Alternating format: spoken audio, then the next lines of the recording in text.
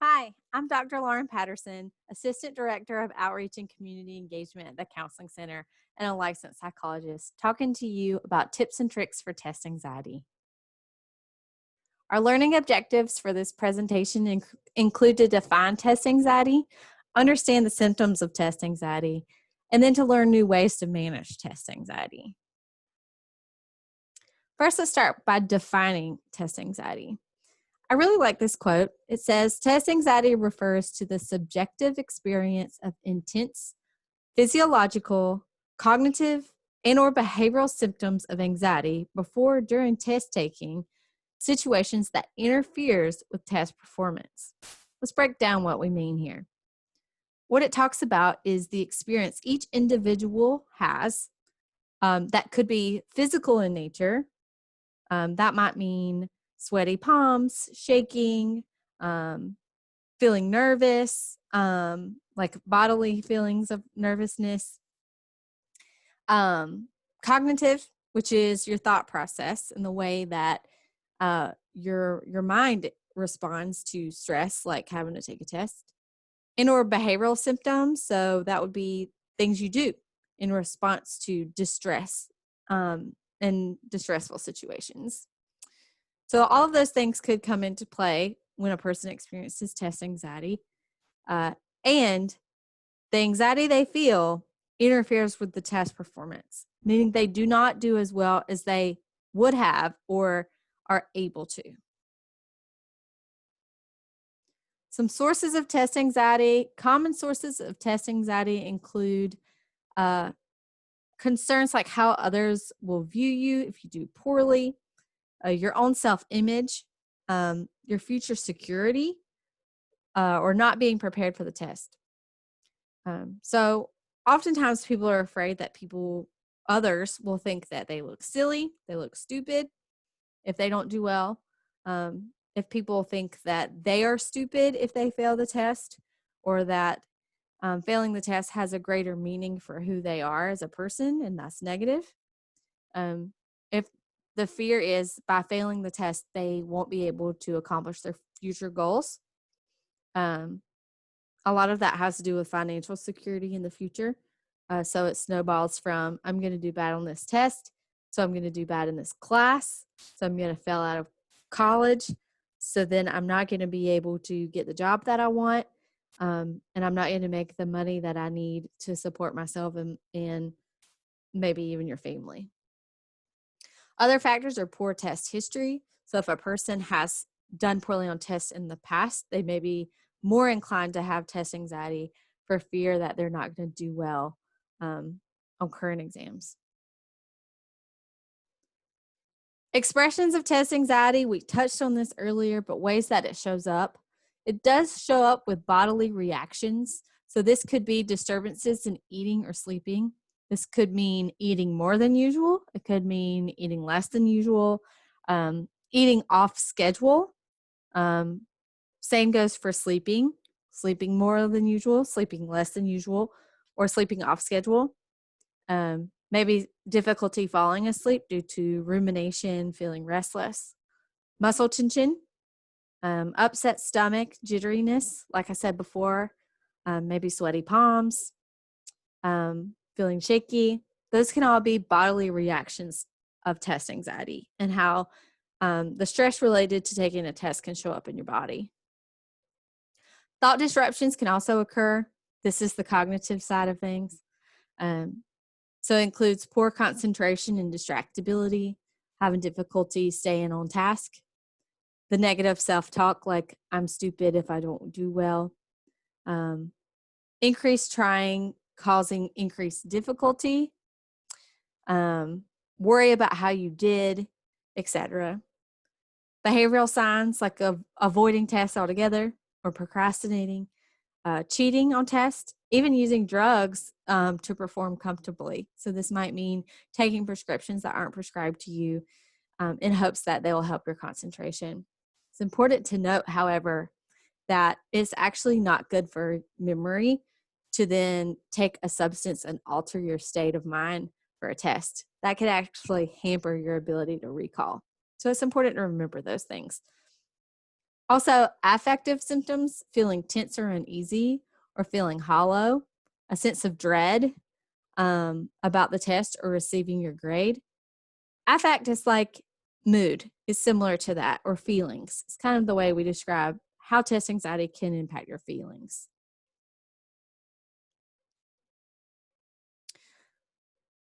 So here's a graphic that really shows and demonstrates that there are some benefits to a moderate level of stress. So test anxiety isn't all bad. It can be sort of good.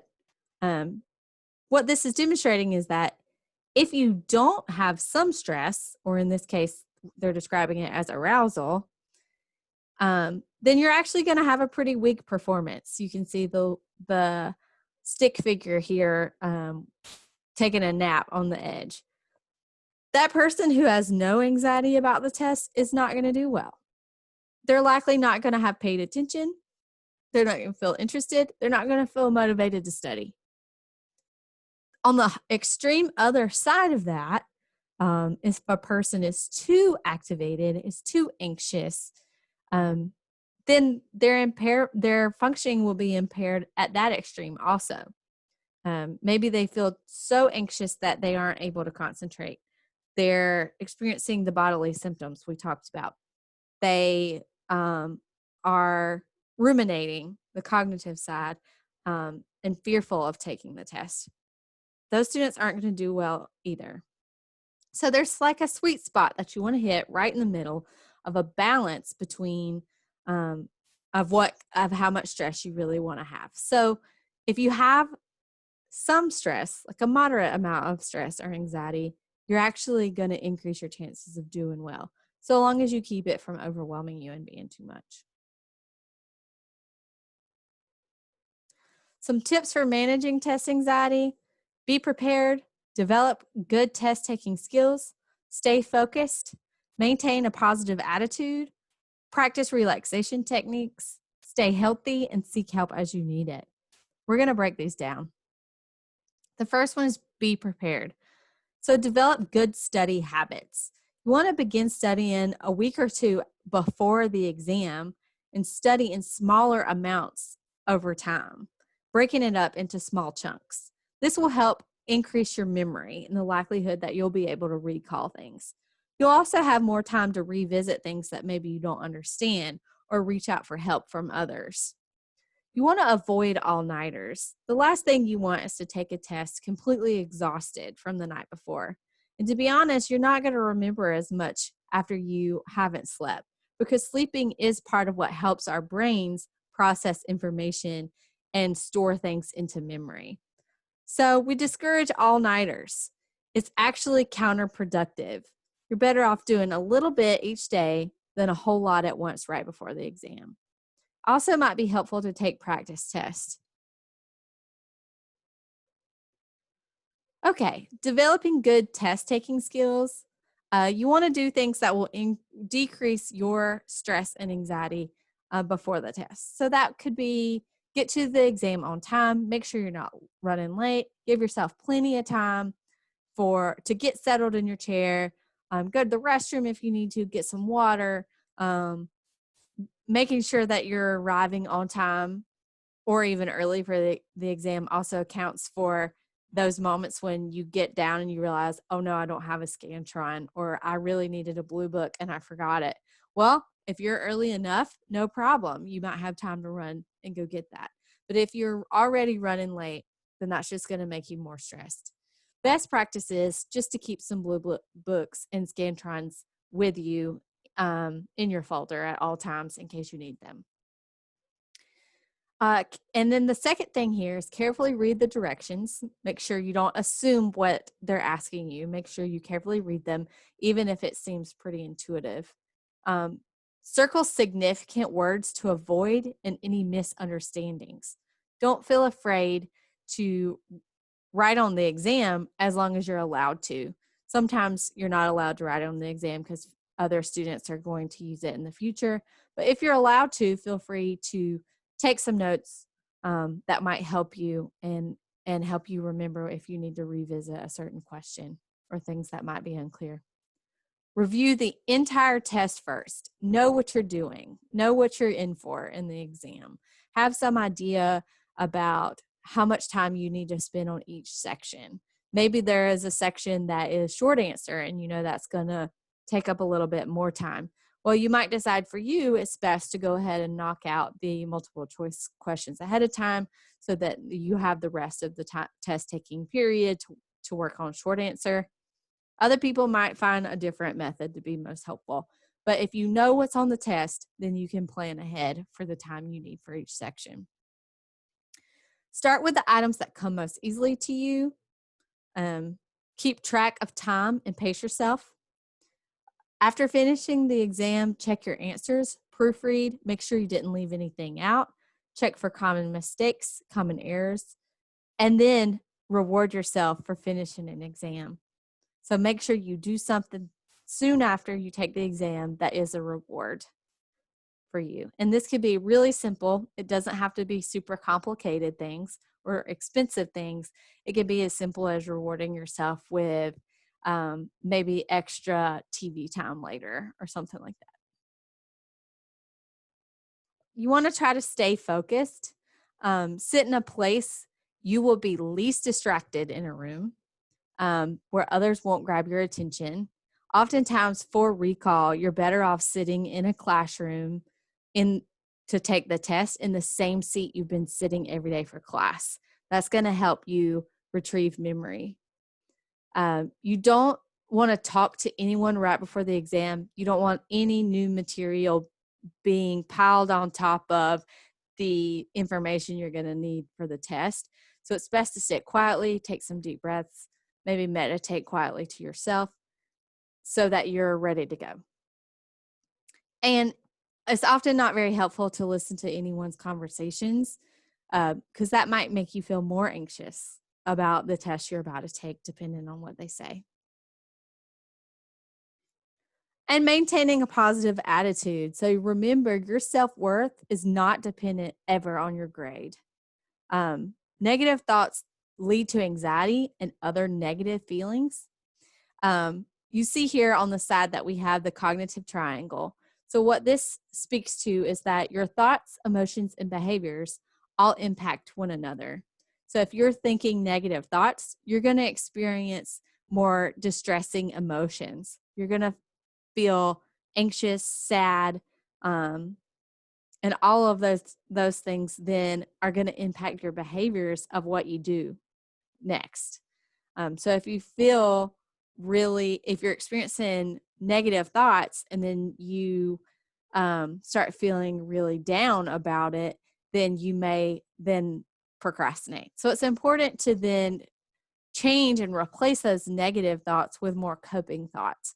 So if you experience a negative thought, replacing it with things like, I've succeeded on exams before.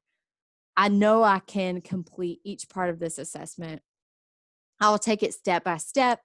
If I get tense, I just need to breathe and focus. So these grounding, reminding yourself that you're okay, these coping thoughts that can replace the negative thoughts that then help you feel more positive feelings, which then lead to more positive behaviors. And then you also always want to take some time to relax, especially before an exam and then after an exam. Relax your muscles, identify any tension you may have been feeling. Practice deep breathing. Stretching and yoga is great. Physical activity can also help relieve anxiety. Massage, taking a bath, and meditation. It's also important to stay healthy generally. Make sure that you're getting enough sleep and following a sleep routine. Limit caffeine. Exercise, drink water, eat regularly and healthfully on a schedule, and take breaks when you need to. Take care of your body.